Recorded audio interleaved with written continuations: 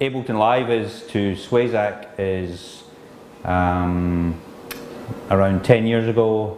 We were in Berlin, of course, and we were in a bar with a famous DJ called Ricardo Villalobos, and he mentioned this software to us. So the next day we went in a taxi driving around Berlin trying to find it, and we never found it anywhere because we thought it would be in a store, but it still wasn't in the stores.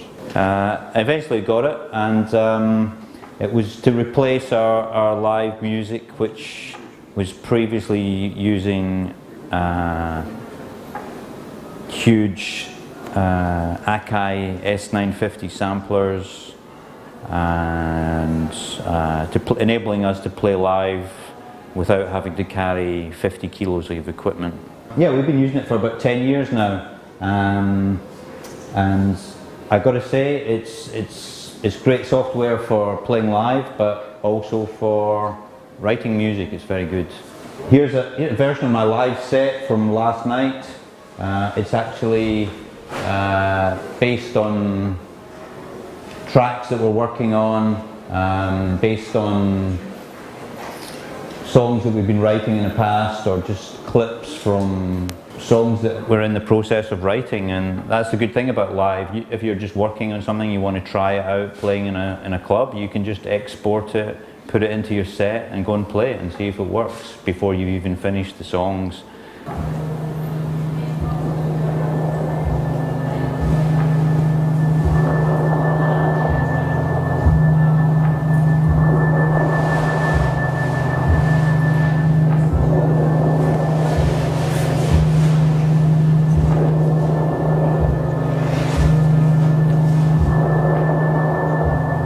Basically, the way we have our live setup is we have banks of sounds. For example, channel 8 is more atmospheric sounds. Channel 1 is more kicks, kick drums and loops. Channel 2 is more bass lines. And this is completely random, so we mix everything with everything else. So on each channel we tend to use I use a small compressor on each channel, which is the Ableton compressor, which comes from the Ableton banks over here. You have your instruments, your MIDI effects, and your audio effects. I don't actually use a lot of the Ableton effects, but I like the compressors are very good. So basically, I don't know how knowledgeable people are of Ableton, but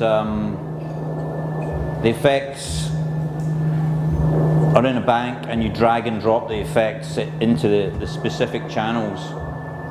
For example, these are some of the software effects from other brands that I like to use, and I'll give you an example of Spring Reverb. It's now on the channel.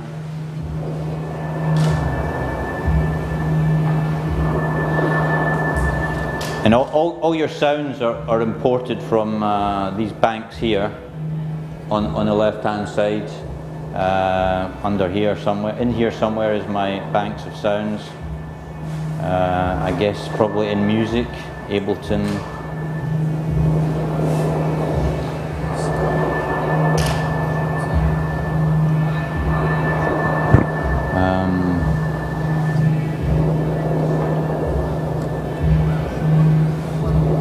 So with the sounds, you drag and drop them into the channel, and here you have a rather digital looking clip, which kind of looks a bit distorted, but it's not distorting at all.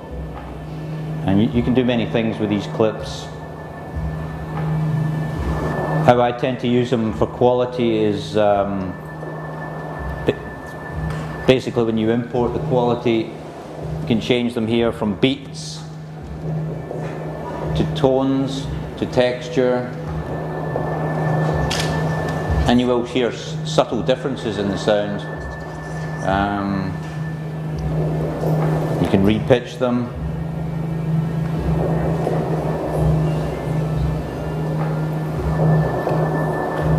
You also have the transients, which you can alter the sound here by changing the attack.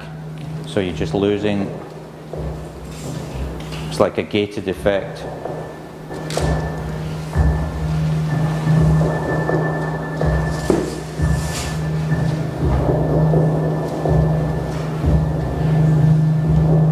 You can also transpose the sounds like this.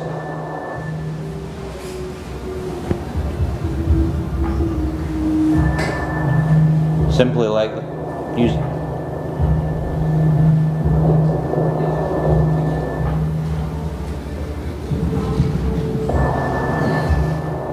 And of course, everything's looped for playing live. We're looping things in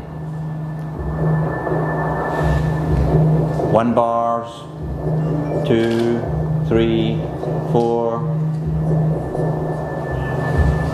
And this is quite a nice analog tape compressor, which gives you the effect of reel-to-reel tapes, which gives you an analog sound almost to digital music.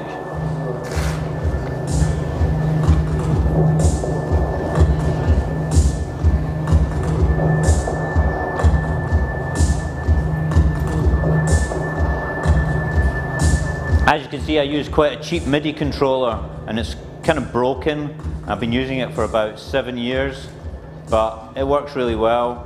It's a really solid piece of equipment, and you could use 3 or 4 of these, and you can have the channels spread all across with faders for every channel.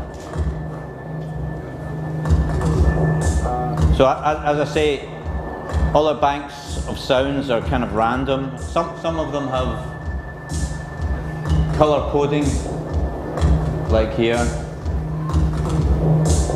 and these are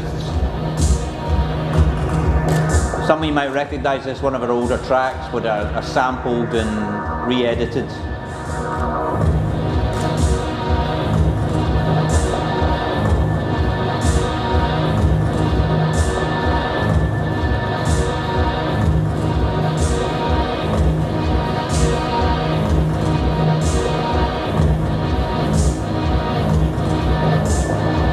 You can also solo the tracks, of course.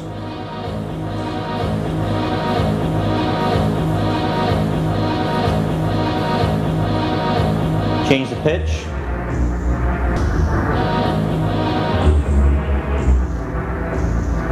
So this is quite a nice way for playing live and doing things quite randomly.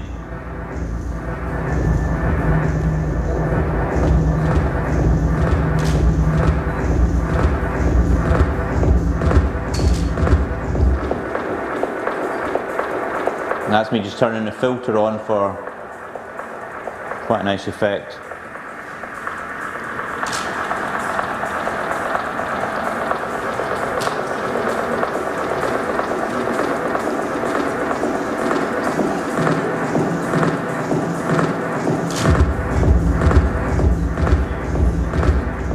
You can also change the width of the tracks for viewing purposes. You can have them like this or like that. If you've got bad eyesight, it's probably better like this. And we also use 2 channels of effects sends. This is effect send A.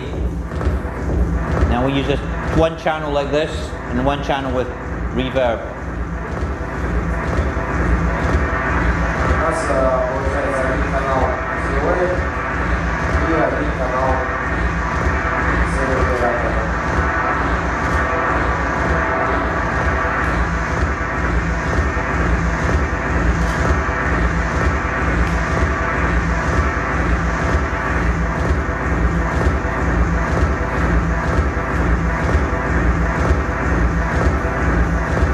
And this has always been a way that we work with our sound, with just very basic effects, reverb and delay. mainly because we didn't have any money to buy any other effects.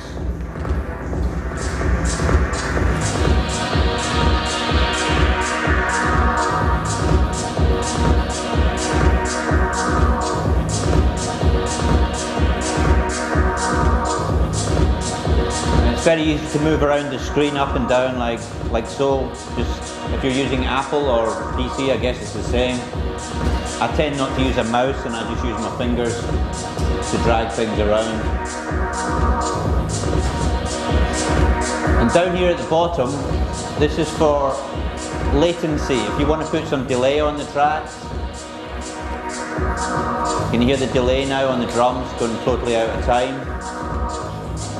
And the solo button.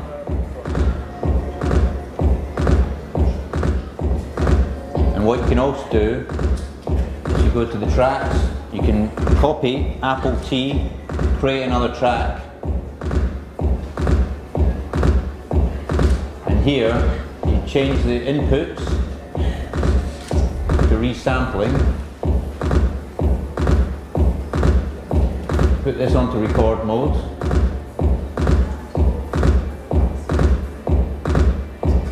And then we can just pick up that kick drum with the delay on it now, recording.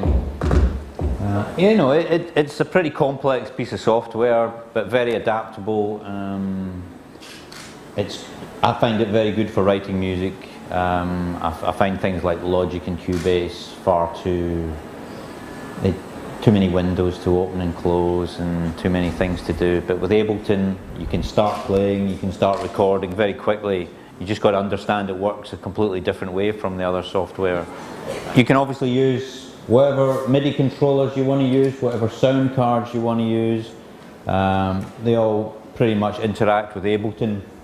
I have had some problems with a few sound cards in the past. I wouldn't mention any names, but I use a Motu. It's really reliable and it sounds good.